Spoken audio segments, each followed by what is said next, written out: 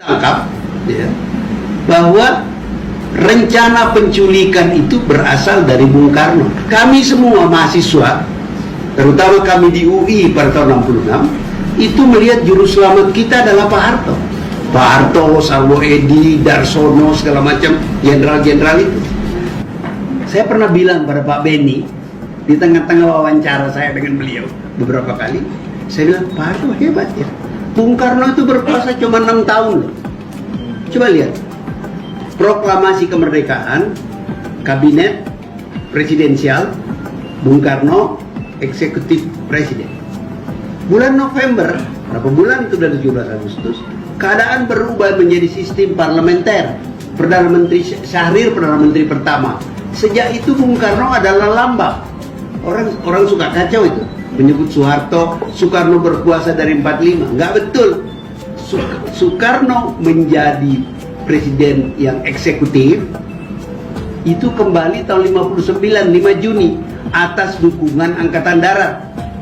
Jadi Bung Karno itu berkuasa sebenarnya dari 5 Juni sampai officially tahun 68. In reality begitu Gestapo dia sudah tidak memonopoli kekuasaan.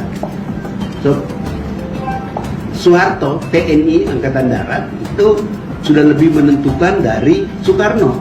Kenapa? Soekarno itu tidak punya organized political party. Itu sebabnya dia pakai PKI untuk mengimbangi Angkatan Darat. Oke? Dia nggak bisa. PNI, Partai Nasional Indonesia, yang sejarahnya dekat dengan Soekarno, itu dikacaukan oleh Bung Karno dengan memecah. Ada Marhainis gadungan, kacau itu partai. Jadi dia akhirnya tergantung kepada PKI dalam menjalankan politik balance of power, keseimbangan antara PKI dengan Angkatan Darat. Dan ketika keseimbangan itu jomplang, saya kira ini bahasa Jawa tapi saya kira Anda mengerti, jomplang, Soekarno nggak bisa lagi menguasai keadaan. Pertanyaannya selalu mahasiswa saya selalu tanya, kenapa kalau 65 mulai jomplang, kok 68 baru tersingkir completely Pak Bung Karno? Karena Soeharto mencoba mencegah jangan terjadi keributan. So Bung Karno masih sangat populer. Itulah awal dari konflik Pak Nas dengan Pak Harto. Pak Nas sebagai orang Sumatera mau menegakkan keadilan dan kebenaran, dan dia yakin betul, dan di buku ini saya gambarkan bahwa dia yakin betul setelah Untung ditangkap ya, bahwa rencana penculikan itu berasal dari Bung Karno. Tapi Bung Karno tidak merencanakan pembunuhan. Tak seorang pun merencanakan pembunuhan, termasuk Aidit. Rencana mereka adalah mendaulat pimpinan Angkatan Darat sebagaimana Soekarno didaulat oleh pemuda-pemuda dibawa ke Rengas Dengklok, tidak dibunuh. Tapi terjadi kecelakaan.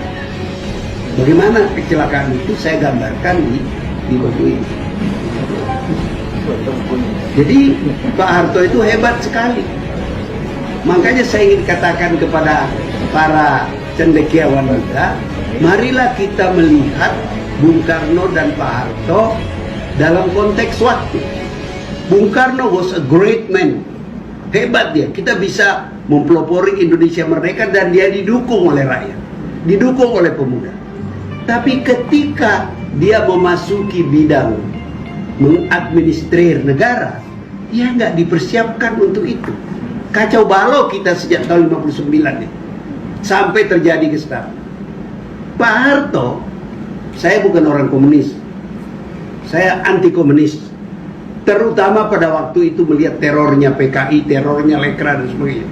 Kami semua mahasiswa, terutama kami di UI pada tahun 66, itu melihat juru selamat kita adalah Pak Harto. Pak Harto